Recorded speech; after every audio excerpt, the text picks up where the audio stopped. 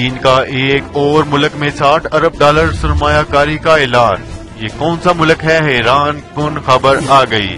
آج کی اہم خبر سے آگاہ کرتے چلے، چین نے افریقہ میں $60 ارب کی مزید سرمایہ کاری کا اعلان کیا ہے۔ چینی صدر شی جن پنگ نے چند افریقی رہنماؤں سے بات کرتے ہوئے کہا کہ چین کی ان کے براعظم میں سرمایہ کاری کی کوئی سیاسی شرائط نہیں ہے۔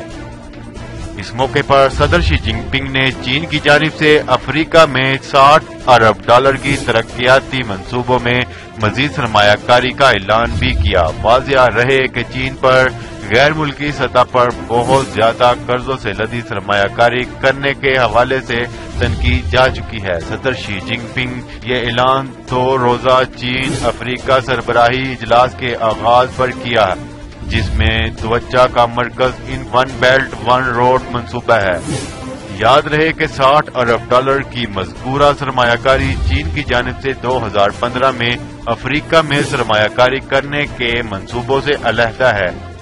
چینی صدر کا کہنا تھا کہ ہمارے تعاون کے وسائل کو کسی شاہانہ منصوبے میں نہیں لگایا جانا چاہیے۔